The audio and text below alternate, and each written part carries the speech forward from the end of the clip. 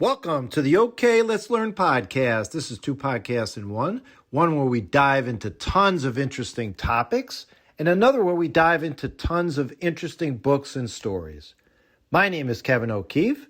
So today, let's learn all about LBJ, Lyndon Baines Johnson. He's a man whose greatest achievements and greatest failures were part of the most turbulent decade in American history, the 1960s. He was a man who really shaped more of how we live today in terms of our society, it could be argued, than any other single person, with the exception of Franklin Delano Roosevelt. Imagine a president. Yes, he was our 36th president, before Richard Nixon and right after John F. Kennedy. Imagine this president who passed more major laws in 5 years than most presidents accomplished in their lifetime. He transformed civil rights, education, healthcare, immigration, environmental protection, and voting rights. He declared a war on poverty, and yes, he created Medicare and Medicaid. Where would we be as a society without those? He's a president, like I said, that did more to shape our modern America than anyone other than FDR. And yet, many Americans, they hear his name and they think of one thing. And that one thing was a huge mistake: Vietnam.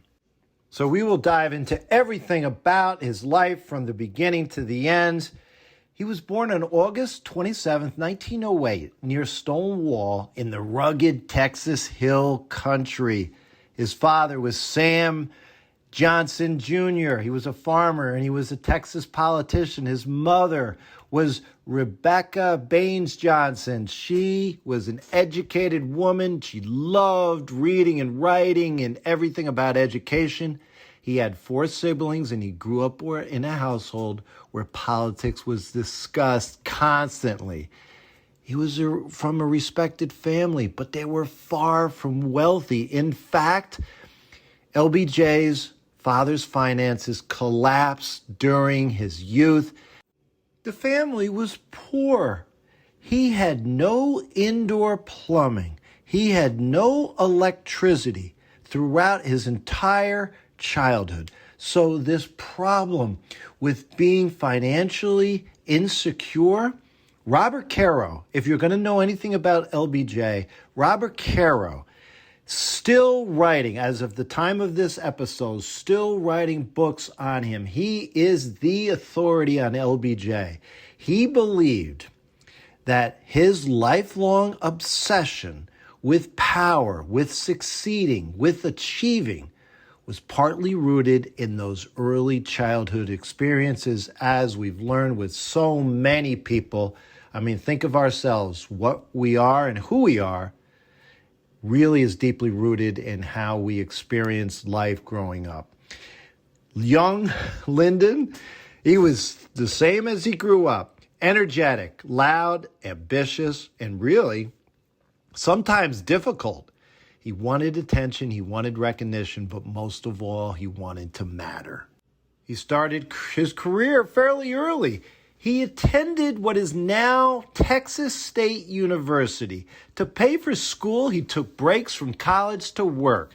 One job changed him forever. In 1928, he taught at a tiny Mexican-American school in Cotulla, Texas. Most of his students lived in deep poverty. Many came to school hungry. Many were treated as second-class citizens. Johnson later said that he could see that these children had almost no opportunities available to them. Years later, he would remember their faces. There's a famous photograph of him with his students. This experience proudly influenced him, shaped him in his belief that people could make a difference, but beyond that, that government could help people trapped by poverty and, yes, discrimination. He talked about one day he could do something about their plight, he would do it. And many historians see the roots of his great society, which we will talk about, in that little classroom. After college, he briefly taught school, but teaching was never going to be what he did for a living. It was politics. Like his father, he moved quickly into the world of political aids and working for congressional representatives. He had these skills. He remembered people's names. He remembered favors. He remembered grudges. And he could charm people, but he could also intimidate people. Sometimes he did it in the same conversation. In 1937, at just 28 years old, he won a special election to the U.S. House of Representatives. And I'll talk about it right now. This unique part of his personality, they called it the Johnson treatment. He was 6'4". He was 210 pounds. He was a towering man, and he would get into your face until he was inches away. This is if he was angry, but at the same time, he would cozy up next to you, put his arm around you, tell you like you were the best person in the world. You meant more to him than anyone. And this is how he began his career, and he used it right up until his last breathing moment. He was a persuasive king, and that is how he was able to get things done and ultimately later on in his career certainly pass all these laws in such a short period of time. He was able to work well and get everything that he wanted out of those around him. So LBJ was in the House from 1937 to 1949. Think about it, all those years of FDR, and he was a big supporter of him and FDR's New Deal. At the time, he was just your typical Southern Democrat. And listen, this requires some explanation. The Democratic Party of the 1930s and the 40s included both Northern liberals and Southern conservatives. Very eclectic group. Many Southern Democrats supported segregation, not having whites and African Americans be together, whether it be at restaurants, whether it be in parks, buses, or schools. Johnson grew up in this environment in the Deep South. He was not initially a civil rights crusader. Like many Southern politicians, he had to navigate the politics of race. But unlike many of his Southern colleagues, Johnson gradually became convinced that racial discrimination, just treating people differently because of the color of your skin, was morally wrong and politically, in terms of politics, for my younger members of the audience, it just wasn't the future. It was unsustainable. His views obviously evolved over time. He actually served for a short time in World War II during this time period as well. 1948 now, Johnson narrowly won election to the U.S. Senate. It was so close that critics nicknamed him Landslide Lyndon. The joke was that he won by only a handful of votes. Once in the Senate, Johnson rose with astonishing speed. In 1955, he became the Senate Majority Leader. That is the person that basically in charge for his party in the Senate. He was only 46. He was the youngest majority leader in American history. So now it's 1960. And he decides to run for president. He believed he was more qualified than anyone else, and you could see why, being in the halls of Congress for so long. But a young senator from Massachusetts captured the nation's imagination, John F. Kennedy. Kennedy won the Democratic nomination. Johnson lost. Then, a surprise, a shock. Kennedy offered Johnson the vice presidency. Why? Because Johnson could win the southern states for Kennedy. Think about it. He's up north. He has a lot of liberal views, and it wasn't a slam dunk that he would get a lot of support down in the South. So he did something that was strategically smart. He had Johnson be his vice president, and yes, they went along together and they defeated Richard Nixon. LBJ is now the vice president of the United States, but he hated it. He had gone from being perhaps the most powerful man in Congress to having very little influence, especially in Kennedy's White House. Who did Kennedy have along with him?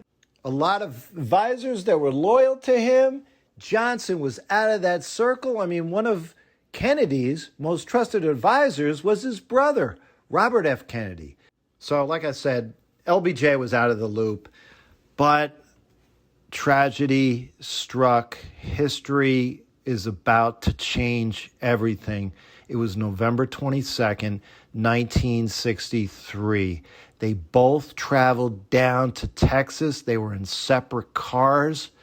Johnson was several vehicles behind Kennedy. Shots rang out. John F. Kennedy was mortally wounded, killed on the spot. Johnson's Secret Service agents immediately pushed him to safety.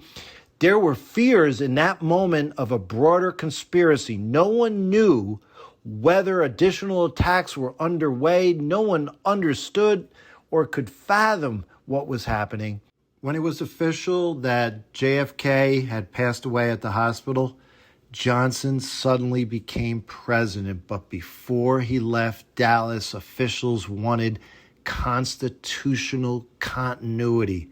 A federal judge by the name of Sarah T. Hughes was called and brought aboard the president's plane, Air Force One. That famous but horrible photograph was taken moments later. Johnson stood with one hand raised. Beside him was his wife, Lady Bird Johnson, and to his left was Jacqueline Kennedy, now a widow. It was just such a horrible moment. My parents remember exactly where they were. If you were of this generation, I was just 1 year old. But certainly, if you're of this generation, you talk to anybody that was alive at that time, they know exactly where they were when they heard about the shooting in Dallas. Now he's president. Before we begin on his momentous time as our president, now here in 1963, we need to pause and understand what's going on in our country at this time. Across most of the South, this is so horrible and unbelievable to think of. But if you were black and you were a citizen, you were routinely denied to vote. All these places were segregated, meaning they were separated. If you were African American, you could not go and be at the same place if you were white. The places segregated were schools, restaurants, hotels, tons of public facilities. Jury service was often denied. And yes, intimidation and violence were common. The system was known as Jim Crow. Civil rights activists had been fighting it for decades. At this point, one of the movement's most important leaders was Martin Luther King Jr. Kennedy had started the process of getting some type of civil rights act passed.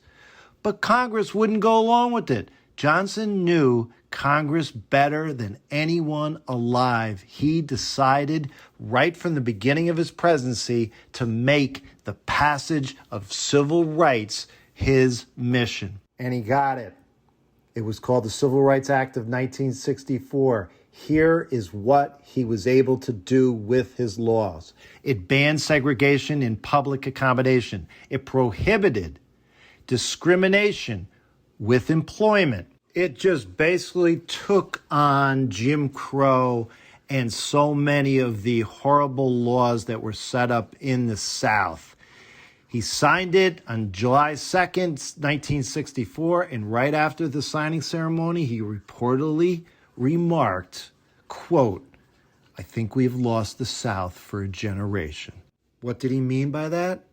He understood that many white Southern voters would be leaving the Democratic Party, and he was prophetic. History proved him largely correct. What happened next? Well, there was still this situation with voting. So many African Americans were not registered to vote down in the South. Every barrier that was used to get African Americans the ability not to vote, not to go to the polls, whether it was tests that they had to take, intimidations, they actually had taxes you had to pay. The Voting Rights Act outlawed a lot of these practices and authorized the federal government to make sure that all these laws were enforced. Just these two alone would make any presidency a success, but he wanted more. He wanted to eliminate poverty. He called this vision the Great Society. What followed was one of the most productive sessions in Congress legislative history. Medicare. Yes, we still have it today. Before Medicare, if you turned 65, it was terrifying. Private insurance premiums were through the roof. You were often denied coverage if you had previous existing conditions. Any serious illness. Of course, you're going to have a serious illness when you're old. And the reality was, with life in America, it could completely wipe out your savings, not just for yourself, but for your children and your grandchildren. Medicare stopped that. It created federal health insurance for older Americans. Today, we all use it if you're older than 65. Medicaid.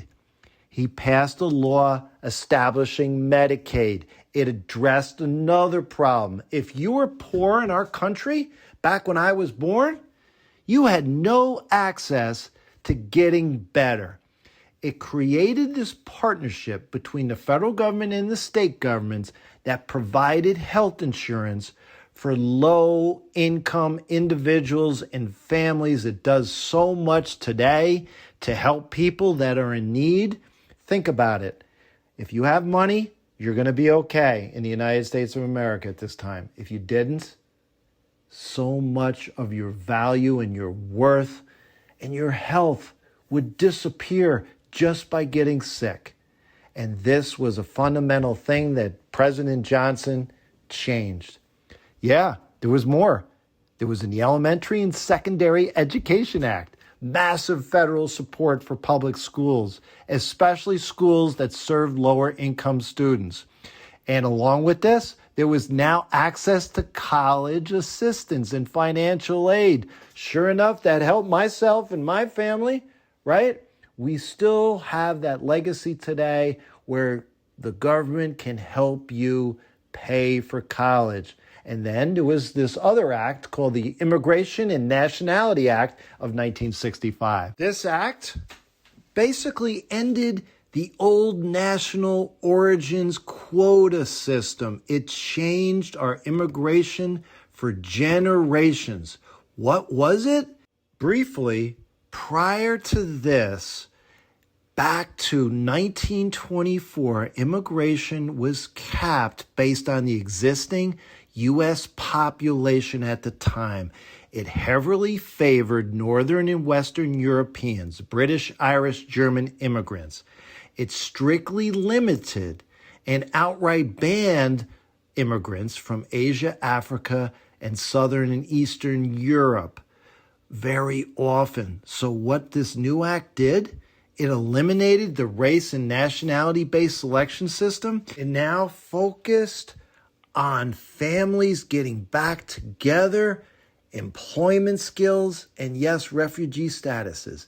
It set a ceiling for 170,000 visas for the Eastern Hemisphere, and for the first time, there was a cap of 120,000 for the Western Hemisphere.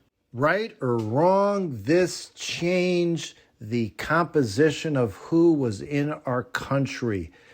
He also started Head Start, which was this early childhood education plan. It's still in place today. He expanded food stamps. He set up federal support for the public broadcasting service. Yes, ultimately the the organization that produced Sesame Street.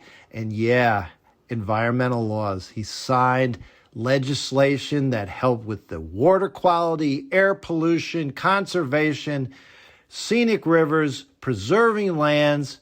He also set up the Housing and Urban Development. This was a department of the federal government, certainly expanded our overreach, if you want to put it that way, but our involvement in housing and urban issues to make life better for people that lived with little money in the cities across our country. If Johnson's record for working inside our country and passing these laws made him one of the most important presidents of our time, the country of Vietnam nearly destroyed everything that he had gained with his laws in our country. When John F. Kennedy passed away, we had only 16,000 American military advisors in South Vietnam. He inherited the situation. He feared that losing Vietnam would damage American credibility during the Cold War with the Soviet Union. I mean, it wasn't his sole decision. So many people agreed that we needed to be in Vietnam to stop the spread of communism, but he made the final decision. There was this incident, there's definitely a future episode, the Gulf of Tonkin incident happened in 1964.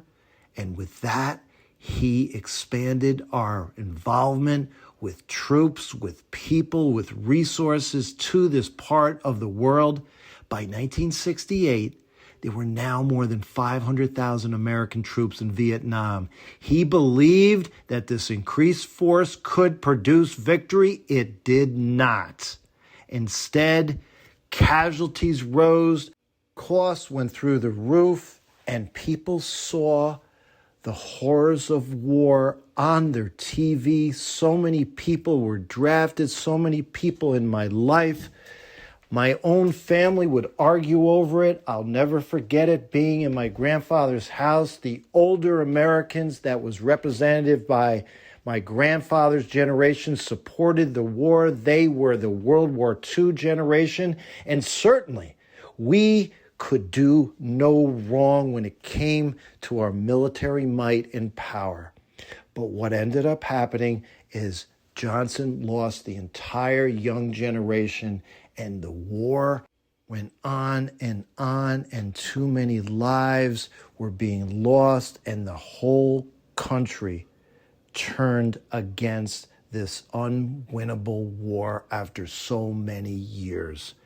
In fact, what happened during this generation? Anti-war protests on college campuses throughout the countries, riots in the streets, and yes, horribly, in 1968, Martin Luther King was assassinated, Robert F. Kennedy was assassinated, and many Americans felt the nation was just unraveling in front of their eyes.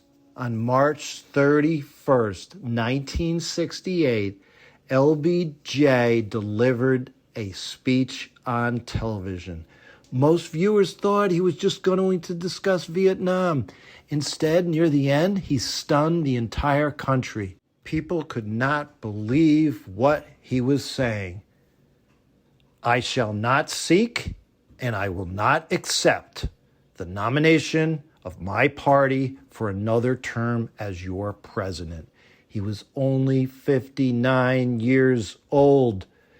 Why did he throw in the towel? Obviously, Vietnam, we mentioned, his health wasn't the best.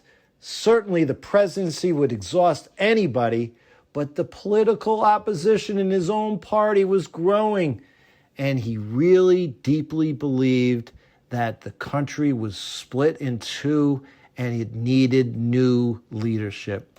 But the decision still shocked America. We haven't talked about his wife. Her name is so unique and iconic, Lady Bird Johnson. She helped him in so many ways. She championed environmental causes. He often depended on her advice. Their marriage wasn't perfect, like a lot of marriages with powerful people during this entire generation. But she was no doubt so important to LBJ. When he left the presidency, he retired to his ranch near Stonewall back in Texas. Certainly, he loved the ranch and being away from all the stressors of the White House and leading the country.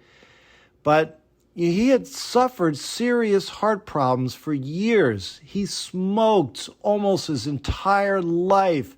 His doctors were constantly talking to him about leading a better, healthy life. It was January 22nd, 1973. He was at his ranch.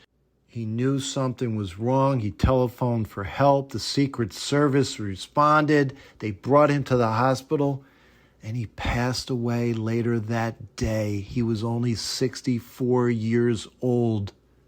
Only 2 days before that, Richard Nixon, his successor, had begun his second presidential term. LBJ never lived to see the end of the Vietnam War that he started and that had haunted him. Think about the legacy, the complicated legacy of Lyndon Baines Johnson. Without him, no Medicare, no Medicaid, voting rights protections wouldn't have been a reality. They certainly would have arrived later, but he made sure they arrived sooner. Civil rights progress would have been a lot slower. Without him, we wouldn't have help paying for our college education. Certainly, immigration policy would have definitely looked different. But here is the cost: more than 58,000 American lives, and certainly countless people in Vietnam lost their lives. It shattered public trust and it divided the nation. His life presents one of history's greatest contradictions. He was a rough Texas politician who became the most important civil rights president since Abraham Lincoln. He was a master legislator who could move Congress like few ever have. He built much of the American safety net, and yet the war he escalated overshadowed nearly everything else. Robert Caro probably put it best. Johnston's greatest strength and greatest weakness were the same thing: his overwhelming belief that he could bend history to his will. Sometimes he did, and sometimes history pushed back. That's the story of LBJ. Friends, thanks for taking this journey with me, learning all about our 36th president. Reach out to me at kevmok21@gmail.com. We have a Facebook page. We have a YouTube channel. Hit that plus button up on the top right-hand corner of Apple Podcasts. That will subscribe you to the podcast. That will get every additional episode that's released automatically on your phone. We're getting out episodes every couple days. If you know somebody that loves to learn, that's curious, if you like the podcast, spread the word. Until next time, have fun and keep learning.